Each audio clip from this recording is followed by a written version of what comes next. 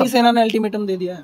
करनी सेना का उधर तेजा सेना जो जाटों की, उन्होंने अल्टीमेटम दे दिया, वो कह रहे हैं आप आओ, करनी सेना कह रही है हम आएंगे करके। देखिए, पहली बात तो तेजा सेना तो आपने अभी से नाम सुना होगा। हाँ। करनी सेना का तो बहुत दिन से सुनते चले आ रहे हैं। हाँ। किस बारे में आप नाम सुनते हैं करनी सेना का?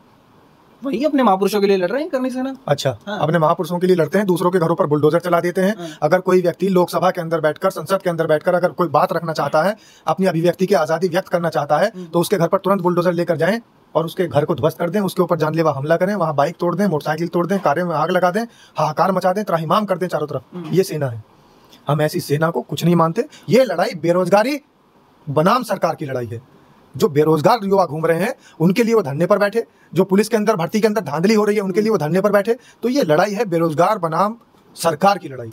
नमस्कार, बहुत बहुत स्वागत है आप सभी का। पूरे देश में अभी हनुमान बेनीवाल की बात चल रही है और लोग समझना चाह रहे हैं आखिर ये मसला उत्तर प्रदेश से राजस्थान पहुंच गया।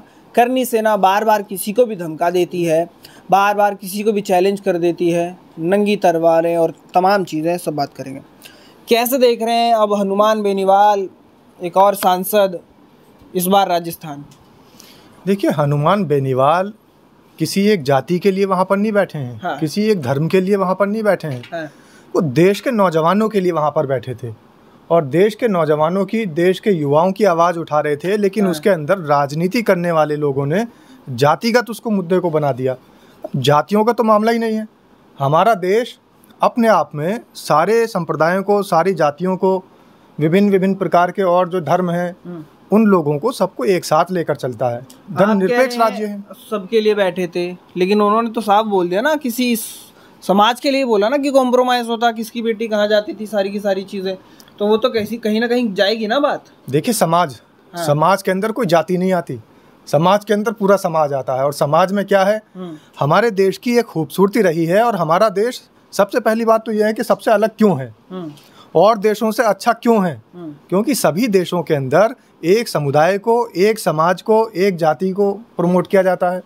हमारा देश ही सिर्फ एक ऐसा देश है जिसमें विभिन्न प्रकार की जातियों को, विभिन्न प्रकार के संप्रदायों को, विभिन्न प्रकार के तरह तरह के जो और समुदाय हैं उन लोगों को सबको रहने का अधिकार है, समतामूलक शासन है और धर्मनिरपेक्ष राज्य कहलाता है। यही हमारे देश की महापुरुषों के बारे में उल्टा बोलना भी तो गलत चीज है ना। इस बार तो इन्होंने साफ बोल दिया। सबसे पहले तो आपको हो जाता था 70 किलोमीटर। सबसे पहले तो आपको ये पैमाना तय करना होगा कि आखिर जिनके बारे में आप बोल रहे हैं कि उनके महापुरुष वो हैं या नहीं है। महापुरुष किसको कहा जाता है, पहले तो आपको ये तय करना पड़ेगा।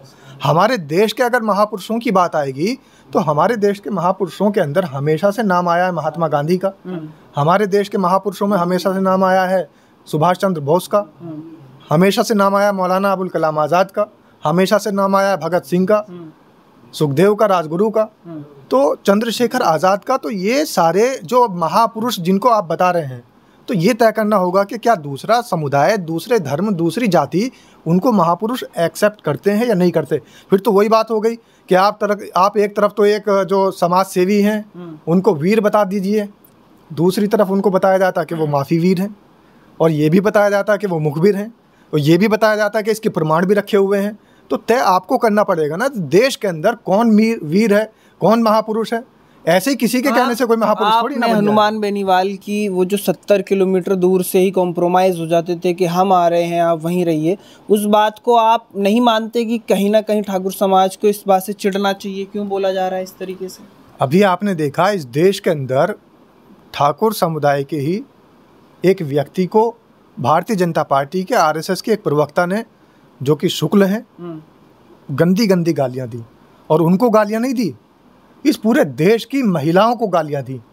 समाज के सामने उनकी माँ को अपशब्द कहा, और ऐसी गंदी गालियां, वो भी मातृ दिवस के ऊपर। और ऐसी पार्टी जो विश्व के अंदर ये कहती है कि हम मातृशक्ति को प्रणाम करते हैं, महिला सशक्तिकरण का हम हर समय सपोर्ट करते हैं, लेकिन वो कैसा महिला सशक्तिकरण का सपोर्ट था, वो कैसी मातृशक्ति को प्रणाम था कि आप टीवी डिबेट में बैठ करके ठाकुर समाज के एक व्यक्ति को, उनकी माँ की गालियां दे रहे हैं, उनकी माँ बहनों को गालियां दे रहे हैं।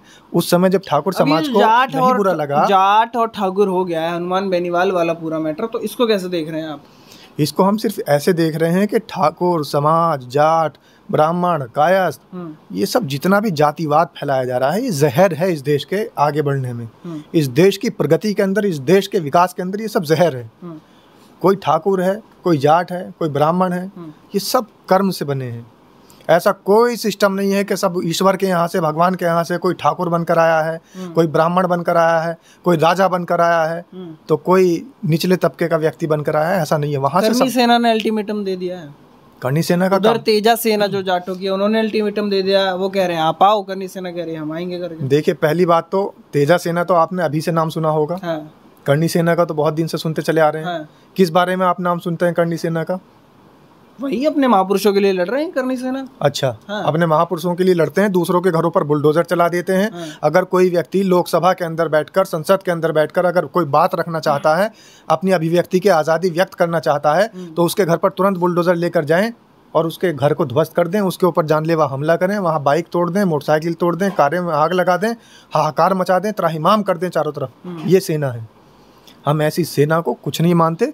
और ये आप लोग भी, मेरी विनम्र निवेदन है, जितने भी यूट्यूब के चैनल चलाने वाले हों या मेन स्ट्रीम मीडिया के लोग हों, ये अर्जी फर्जी सेना को प्रमोट करने से कुछ नहीं होगा। इस देश की सेना एक ही सेना है। हमारे देश का गौरव, हमारे देश का अभिमान, हमारे देश का शौर्य, हमारी सेना यानी भारतीय सेना। और ये पता नहीं आप कहाँ कहाँ से नाम निकाल के लेकर आ जाते हैं, कोई सा दल, कोई सी सेना। तो ऐसी अर्जी फर्जी दल और अर्जी फर्जी सेनाओं को हम समर्थन नहीं करते। और जो लोग भी इनका समर्थन करते हैं वो लोग हैं जिनको नागौर जाएंगे और हनुमान बेनीवाल को उनके घर तक जाएंगे, फिर देखो क्या होता है। ये गिदड़ भपकी है। जैसे उन्होंने कहा कि 8 तारीख को हम आ रहे हैं, तो दूसरी तरफ से भी फिर उन्होंने कह दिया कि हमारी भी सेना है। ईंट का जवाब पत्थर से मिला। अब ये सारी चीज़ें सिर्फ और सिर्फ एक राजनीतिकरण के लिए बन रही हैं। और ये सिर्फ एक बनी हुई कहानी है कि भारत के अंदर जब बेरोजगारी थी तो सेनाएं बन बेनीवाल, क्या दिक्कत है? अच्छा, माफ़ी मांग लें। और ये जो सेनाएं हैं ये क्यों नहीं माफ़ी मांग रही हैं? जब ये रामजी लाल सुमन के घर पर हमला करती हैं और एक तरफ मुख्यमंत्री योगी आदित्यनाथ की रैली चल रही होती है, उनका भी प्रोटोकॉल है, तो इन्होंने क्यों नहीं माफ़ी मांगी? तब ये नंगी तलवारें लहराते हैं आगरा के अंदर और जगह जगह ये बताते हैं कि हमें हथियार रखने का पूरा अधिकार है, कोई शस्त्र लाइसेंस लेने की ज़रूरत नहीं है। खुलेआम सड़कों पर ये हथियार नज़र आते हैं लहराते हुए, तब ये नहीं माफ़ी मांगते हैं। तो माफ़ी तो इन लोगों को मांगनी चाहिए। और सबसे बड़ी बात तो ये, इनको सेना जब इन्होंने बनाई है, सेना बनाने पे ही माफ़ी मांगनी चाहिए। और इनको ये कहना चाहिए कि हमारे देश के अंदर हमारी एक ही सेना, हमारे देश की सेना, भारतीय सेना, हमें किसी अर्जी फर्जी सेना की ज़रूरत नहीं है। और जो हम लोगों ने गलती से करनी सेना या कुछ राजनीति के तहत बना ली थी, वो सिर्फ इसलिए बना ली थी क्योंकि भारत देश के अंदर भारतीय जनता पार्टी के नेताओं ने और इस देश के प्रधानमंत्री, यशस्वी प्रधानमंत्री माननीय नरेंद्र दामोदर दास मोदी जी ने जो कहा था कि हर वर्ष 2 करोड़ नौकरियां देंगे, वो नौकरियां मिल नहीं पाई। बच्चे रोजगार के लिए तरस रहे थे, बेरोजगारी ज़्यादा बढ़ रही थी। सेना में भर्ती का जब नंबर आया तो अग्निवीर का लॉलीपॉप थमा दिया गया। तो इस वजह से हमने एक सेना बना दी। टाइम पास तो करना है, ये सिर्फ टाइम पास सेना है। कुछ समय के लिए आपको दिख रही है, लाखों जाट जा रहे हैं बसें भर भर करके, इतनी दूर 400-500 किलोमीटर। जाट ही नहीं जा रहे हैं। आप खाली जाट मत कहिए, ये तो फिर वही वाली बात हो जाएगी, ठाकुर बनाम राजपूत, ठाकुर बनाम जाट, ठाकुर बनाम गुज्जर। सिर्फ जाट ही नहीं जा रहे हैं, जाटों के साथ जो और लोग जा रहे हैं उनका भी आप बताइए, उनको क्यों छुपा लेते हैं? कौन जा रहा है? जो जाटों के साथ में यादव समाज जा रहा है, जाटों के साथ गुज्जर समाज जा रहा है, जाटों के साथ तमाम 36 बिरादरी के लोग जा रहे हैं, आप उनका क्यों नहीं जिक्र करते? सिर्फ जाट बनाम ठाकुर लड़ाई लगाने के लिए और इस देश के अंदर एक मैसेज फैलाने के लिए कि ठाकुर बनाम जाट इस देश के अंदर हो चुका है, आपस में दुश्मनी बढ़ाने के लिए सिर्फ और सिर्फ ये प्रचलित किया जा रहा है कि ठाकुर बनाम जाट की लड़ाई चल रही है। ठाकुर बनाम जाट की ये लड़ाई नहीं है, ये लड़ाई बेरोजगारी बनाम सरकार की लड़ाई है। जो बेरोजगार युवा घूम रहे हैं उनके लिए वो धरने पर बैठे, जो पुलिस के अंदर भर्ती के अंदर धांधली हो रही है उनके लिए वो धरने पर बैठे। तो ये लड़ाई है बेरोजगार बनाम सरकार की लड़ाई, इसे जाट बनाम ठाकुर मत करिए।